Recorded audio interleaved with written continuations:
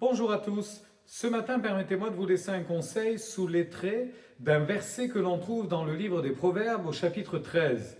Écoutez donc ceci. Celui qui fréquente les sages devient sage, mais celui qui se plaît avec les insensés s'en trouve mal. Il est évident que ce conseil paraît judicieux, n'est-ce pas? Au plus nous sommes avec des gens sages, au plus nous profiterons de leur sagesse et au plus ils pourront nous inspirer. Et c'est évident qu'il nous faut faire attention à nos fréquentations. Il nous faut faire attention à ceux à qui nous allons confier un moment de notre vie, 1 heure, 5 heures, quelques jours. Il est important de faire attention à qui nous confions, quelquefois même, notre destinée, selon avec qui nous voyageons, avec qui nous partons, avec qui nous entrons dans une voiture. Nous confions notre vie à quelqu'un, puisse-t-il être sage. Selon les personnes que nous fréquentons, nous risquons d'éteindre, elles risquent de déteindre sur nous. Nous risquons quelquefois même dans nos discours, dans nos façons d'être, de changer aussi.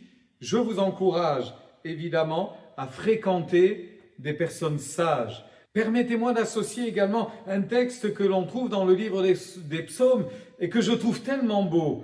Dans ce livre, voici que David dira ceci, « Les saints, les croyants, ceux qui marchent avec Dieu, qui sont dans le pays, les hommes pieux sont l'objet de toute mon affection. » Plaise à Dieu que ces sentiments de communion fraternelle vis-à-vis de nos frères et sœurs grandissent encore, que nous ayons beaucoup de joie à être en leur compagnie, que nous ayons beaucoup de joie à l'idée d'aller les rencontrer à l'église pour un culte, un temps de partage, dans une maison, lors d'une invitation, que nos cœurs soient véritablement enjoués à l'idée de passer du temps avec nos bien-aimés, avec nos frères et sœurs, avec ceux qui partagent la même foi, le même souhait, le même désir, celui de voir la gloire de Dieu se manifester. Alors souvenez-vous de cela, souvenez-vous ce que nous avons partagé dans le livre des Proverbes, quand il est parlé justement de la sagesse. Celui qui fréquente les sages devient sage. Je ne saurais que trop vous encourager et je voudrais prier pour chacun de vous. Je voudrais prier pour nous tous afin que nous devenions sages au contact de nos bien-aimés remplis de sagesse. Je vous souhaite une belle journée bénie.